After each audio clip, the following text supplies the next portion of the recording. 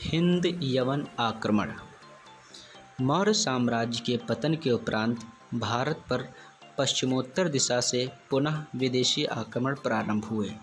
सबसे पहले बैक्ट्रिया के यवन शासक आए, जिन्हें भारतीय इतिहास में हिंद यवन के नाम से जाना जाता है। साहित्यिक स्रोतों के अंतर्गत गार्गी संहिता, महाभाष्य और मालविकाग्निमित्र में इनका छिटपुट उल्लेख मिलता है। नागसेन और हिंद यवन शासन मेनांडर के मध्य हुए वार्तालाप को मिलिंद पन्हो नामक बुक में सुरक्षित रखा गया है। इसके उपरांत नागसेन से प्रभावित होकर मेनांडर अर्थात मिलिंद द्वारा बौद्ध धर्म स्वीकार किए जाने का उल्लेख मिलता है। यह ग्रंथ भी हिंद यवन इतिहास पर समुचित प्रकाश डालता है। पुरातात्विक साक्ष्यों के अंतर्गत नंबर 1 हेलियोडोरस का बेसनगढ़ गरुड़ स्तंभ लेख। नंबर 2 रेह अभिलेख, संभवतः मेनांडर का।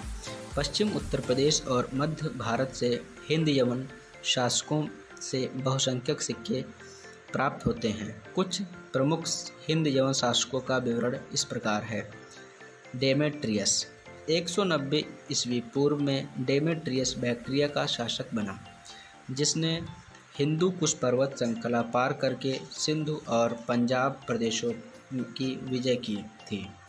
सामान्यतः यवनों का पहला आक्रमण पुष्यमित्र शुंग के काल में माना जाता है, जिसमें साकेत, माध्यिका, पांचाल और मथुरा होते हुए यवन पाटलिपुत्र पहुंच गए थे, किंतु अपने विजय क्षेत्रों में यह लंबे समय तक टिक ना सके, जिसका कारण था आपसी अंतःकलह।